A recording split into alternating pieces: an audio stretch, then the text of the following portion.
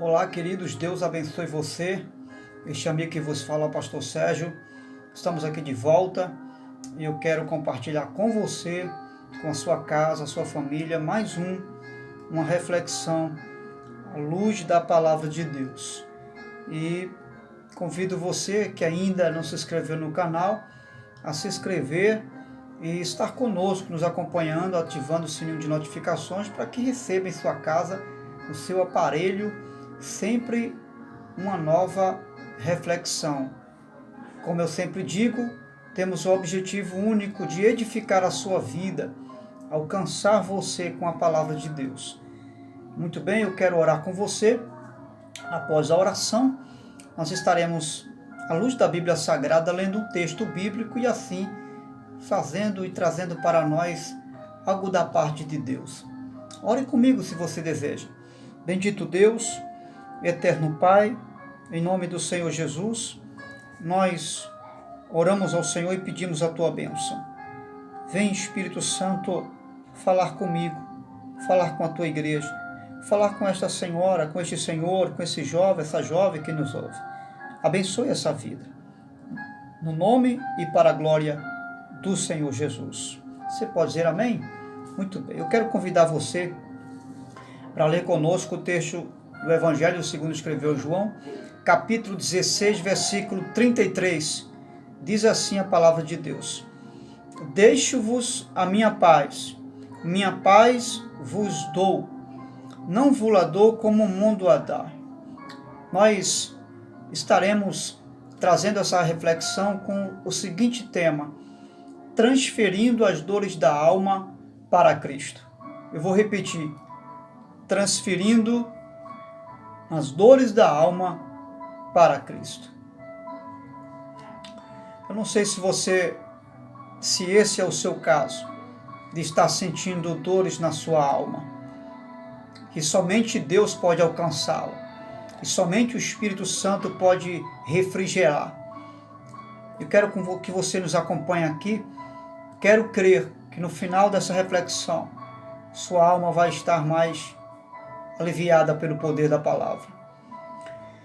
O primeiro sentimento, porque se existe algo que afeta as áreas da nossa vida, se existe uma área que é muito afetada na nossa vida, chama-se a área emocional, que é a nossa alma, aquela que está ligada aos sentimentos, a sede dos nossos sentimentos. E vamos ser sinceros, nós somos muito sentimentais. O primeiro sentimento que vem à tona quando sofremos especificamente a perca de alguém, de algo ou de alguém, precisamente falando, o primeiro sentimento que vem é a culpa de algo que eu e você deveria fazer ou deixar de ter feito. Ou seja, nos prendemos a um jugo que nem Deus coloca sobre a minha vida, que eu mesmo trago para os meus ombros esse jugo. É algo que eu venho me subjugar, por muitas vezes pensar que eu poderia ter feito algo, ou não poderia deixar de ter feito isso ou aquilo outro. E nós trazemos para nossas almas um sentimento de culpa. Na verdade, isso não é uma coisa anormal. Isso é normal porque nós somos limitados. Nós somos limitados nos nossos feitos. E Deus sabe disso. Deus não está alienado dessa verdade. Ele sabe disso. Mas escute, quando Jesus fala, deixe-vos a minha paz, o texto que está vivendo um contexto que é o que antecede ao que Jesus fala, ele está preparando os discípulos para a sua partida, porque Jesus vai partir. E esse é um cenário onde Jesus está próximo a alguns meses para ser crucificado. Jesus já está vivendo um cenário de 2 anos, melhor falando, 2 anos e meio mais ou menos do seu ministério. Faltam períodos para que ele possa ser crucificado e morto. Jesus, sabendo disso, ele está preparando os seus discípulos, porque ele está partindo. E o cenário vai nos mostrar que quando Jesus é morto, os discípulos, quem sabe, tanto quanto você, eles colocam dentro dele um sentimento de culpa. Eles saem dali cabisbaixo. E eles trazem para si um sentimento de culpa por parte dos próprios discípulos, por eles não poder ter livrado Jesus das mãos dos romanos. Principalmente Pedro, que você sabe que o negou 3 vezes no caminho. E no momento que ele mais precisou, Pedro negou. Mas na verdade, tudo o que acontece com Jesus, por mais doloroso que fosse, após sua morte, tudo aquilo ali não fazia nada mais, nada menos do que um plano de Deus para a vida do seu filho amado. Que na verdade deixaria sua morte, com a sua morte, um grande legado. Jesus não estava deixando um final de derrota. Jesus não estava deixando um legado de fracasso. Não. Mas de vitória. Embora esse legado que ele deixasse estava se culminando com a sua morte, mas fazia parte do projeto de Deus. Então, qual é o nosso desafio com tudo isso? Nem os próprios discípulos entenderam e eles mesmos se subjugaram, culpados daquela situação. Julgaram-se culpados daquela situação. E julgaram-se tão culpados que achavam que Jesus havia desprezado, porque eles estavam se autocondenando. Qual é o desafio desse cenário? Que não só aconteceu na vida de Jesus, dos discípulos, mas quem sabe que está acontecendo com você agora. O maior desafio é a aceitação do plano de Deus. Está sendo difícil aceitar esse plano de Deus? Está sendo desafiador para você aceitar esse plano? Um plano de perca, um plano de ausência, um plano onde não terminou para você, né? Porque aos seus olhos alguém não terminou a sua carreira. Aos seus olhos a vida e os projetos de alguém ficou pela metade. Mas isso é apenas aos seus olhos, aos meus olhos. E você vai ver que só mais tarde os discípulos é que eles vão entender o porquê de tudo isso. Eles vão entender que eles não eram culpados dessa situação. Calma, meu querido. Calma, minha querida. Você não é responsável pela perda dessa situação, onde foi o próprio Deus que trouxe a este mundo. Isso que você não tem hoje, foi Deus que lhe deu. O Deus que deu é o Deus que também toma. Deus nos deu, Deus tomou.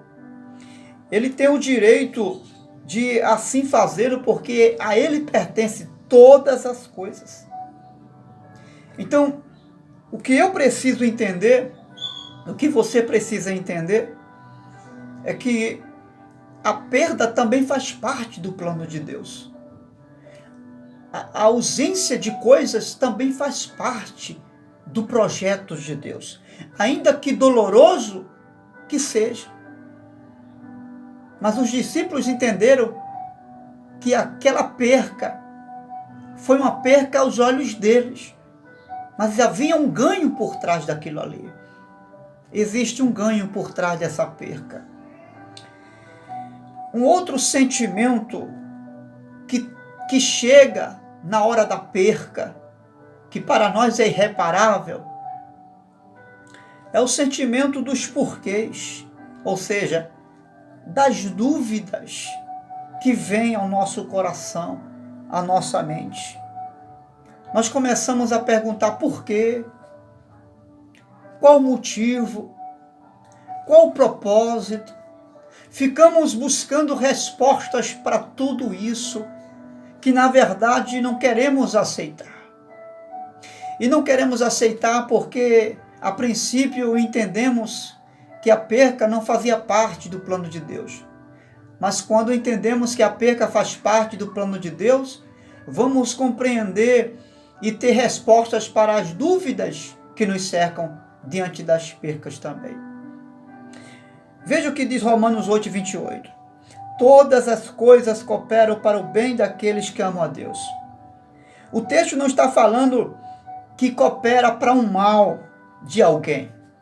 O texto está falando que coopera para o bem. É para o bem daqueles que amam a Deus. Ainda que pareça um contrassenso, é diferente do que nós pensamos. Mas esse é o pensamento de Deus. Esse é o pensamento de Deus em relação aos contrassensos da vida. O pensamento de Deus é que a perda é ganho. O pensamento de Deus é que aquilo que eu não tenho, eu tenho. O pensamento de Deus é muito maior do que os meus pensamentos. Escute, Deus está dizendo para mim e para você, existe um bem maior aguardando para você, a você, e seus filhos e a toda a sua casa. Um bem vindo da parte de Deus. E quem sabe você está dizendo, mas eu não queria um outro bem. Era aquilo mesmo que eu queria. Escute, na vontade de Deus não existem escolhas minhas. A escolha é de Deus.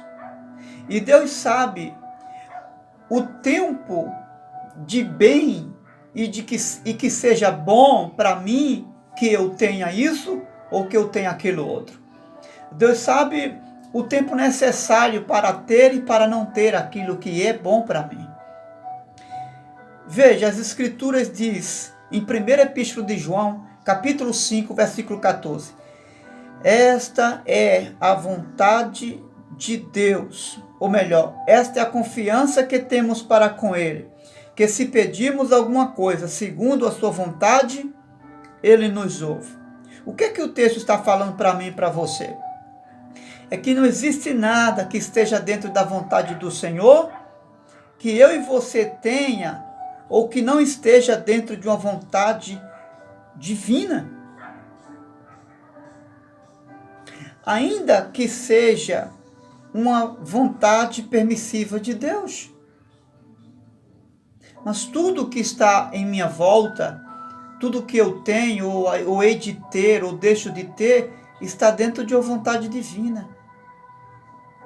Você precisa entender isso. Há uma vontade divina por cima da minha vontade. Existe um querer divino por cima do meu querer. Existe um desejo divino por cima dos meus desejos. Existe uma soberania, uma vontade soberana. E Deus permite a vontade dele de forma soberana. Ele não precisa perguntar para você se pode tirar de mim ou pode tirar de você aquilo que você ama. E às vezes ele também não precisa avisar, porque é dele, pertence a ele. Ele também não precisa perguntar a mim, perguntar a você qual a maneira que você deseja que seja tirado ou dado a você e a mim algo que amamos. Simplesmente ele vem e faz a sua vontade, porque ele é soberano sobre todas as coisas. Aceite em seu coração como vontade divina a vontade do seu Senhor. Você quer que seja feita a sua vontade ou a vontade do seu Senhor? Tudo é dele. Foi feito para ele e por ele. Entenda isso. E transfira essa dor para o seu Senhor. Um outro sentimento que invade o nosso ser no momento de perca, especificamente de pessoas que amamos, é o sentimento de vulnerabilidade, ou seja, o sentimento de incapacidade. vem logo as perguntas. E agora? Como vai ser? O que eu vou fazer? Como vai ser com os meus? Como vou proceder com as coisas? Como eu vou resolver isso? Como eu vou resolver aquilo outro? Eu dependia dele para isso, eu dependia dela para aquilo. É um outro sentimento de incapacidade que chega. Mas escute, veja o que Jesus diz acerca daqueles que ele escolheu. João 15, versículo 16. Ele diz: não foi vocês que me escolheu, mas eu vos escolhi, a mim. O que Jesus está falando aqui? O contexto vai falar de frutos para Deus. Esses frutos falam de uma dependência que nós temos de Deus, total dependência de Deus para frutificar. Ele diz: se vocês estiverdes em mim, eu estarei em vós, e vocês darão muitos frutos. O que Jesus está dizendo aqui? Ele está dizendo que sem ele, você não pode fazer nada.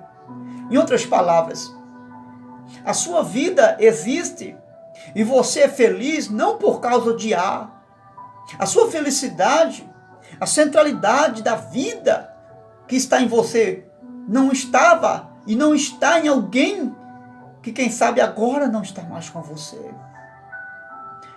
A alegria, a razão da sua existência, a provisão para um futuro feliz, não está em pessoas que estão hoje, ou que, quem sabe, não estão mais com você.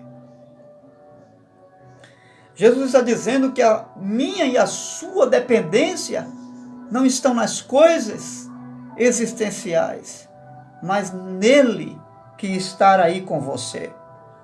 Ele é o centro de toda a sua vontade.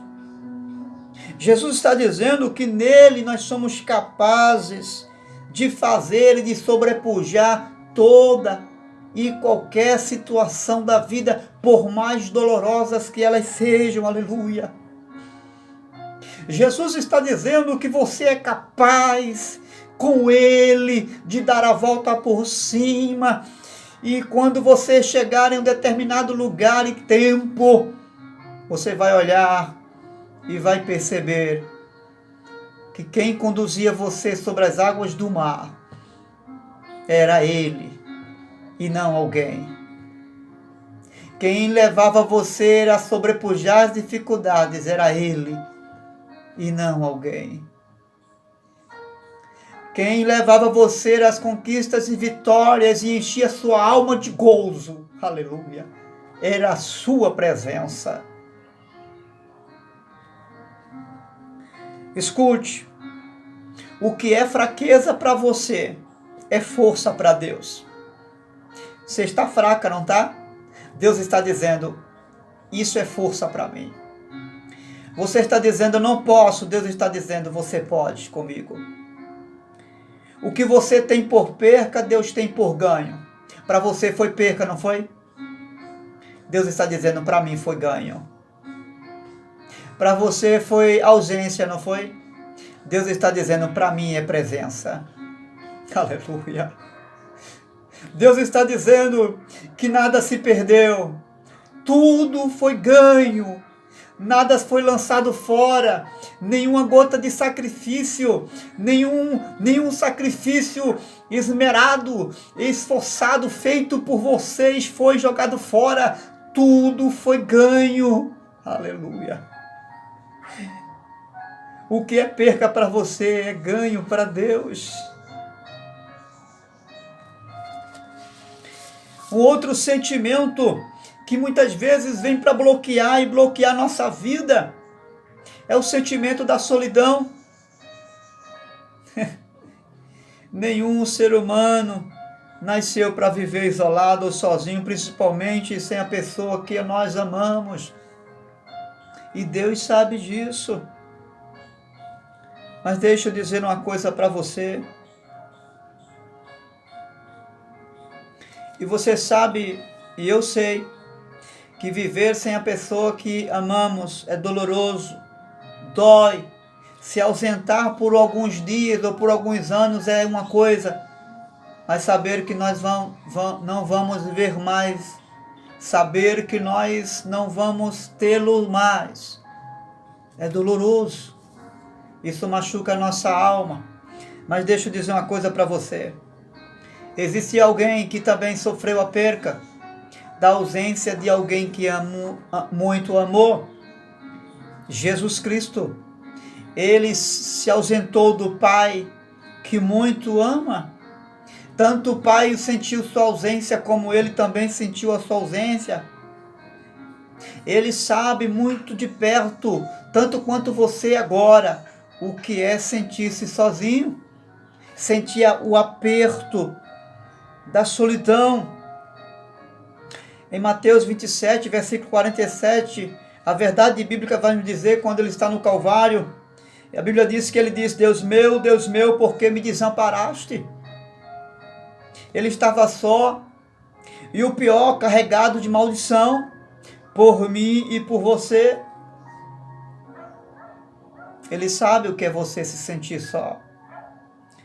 Você pode estar se sentindo solidão, mas não a solidão que Jesus sentiu. Você pode estar se sentindo falta de alguém que ama, mas Jesus sentiu a falta do Pai. E não apenas isso, mas ele foi desprezado, ele foi envergonhado e traído e odiado pelo mundo inteiro. Ei, escute, você não está assim. Você não está sentindo o que Jesus sentiu. Você não está tendo o peso que Jesus teve. Você tem a presença do Espírito Santo aí. Aleluia. Jesus não tinha nem a presença do Espírito Santo com ele. Ele ficou sozinho. Ele ficou sozinho e ficou angustiado. Ele ficou isolado. Ele ficou maldito no Calvário. Você é abençoado, você não é maldito. Você não está com uma maldição, você está debaixo de uma bênção. Aleluia. Você não está assim como Jesus. Você não está só. Você tem o Espírito Santo. Você tem seus filhos que lhe amam. Você tem a família que lhe ama. Você tem ao seu lado amigos. E por mais distantes que eles estejam, eles estão dizendo: ei, eu estou aqui. Eu estou aqui com essa palavra, eu estou aqui de joelhos por você. A caminhada é longa, mas nós vamos estar juntos. Aleluia. Amigo, amiga, eu sei que não é fácil sorrir, mas transfira essa solidão, transfira esse sentimento de dor, transfira esse sentimento de dúvida, de incapacidade para o seu Senhor nesse momento. Transfira. Você não está sozinha. Você não está sozinho. Força, força. Jesus está dizendo: eu estou com você. Eu estou dentro de você. Há um longo caminho pela frente. Eu nomeei você para continuar a jornada. Eu escolhi você para continuar a escrever o que alguém não terminou de escrever. Eu escolhi você e separei você para dar continuidade ao plano que eu projetei para você e sua família. Nada terminou. Você foi o escolhido para continuar. Diga comigo: Deus me escolheu para dar continuidade ao que Ele planejou para minha família. Vá em frente. Deus está com você. Deus te abençoe. Ore comigo. Ore comigo e transfira através dessa rápida oração tudo o que você está sentindo para o seu Senhor. Diga: Senhor Jesus, eu transfiro a minha dor. Eu transfiro a minha solidão. Eu transfiro os porquês da vida. Eu transfiro o sentimento de incapacidade. Eu transfiro as dúvidas. Eu transfiro ao Senhor. E lhe convido a dar continuidade e a continuar escrevendo o lindo projeto e plano do Senhor para minha casa, para minha família, para minha vida. Em nome de Jesus. Amém. Amém? Deus te abençoe. Guarde em seu coração essas palavras e que a partir de hoje você tome um novo rumo, um novo pensamento, um pensamento de não de perda, mas de ganho. Porque você não perdeu, você ganhou. Porque quem perde com Deus não é perda, é ganho. Deus te abençoe.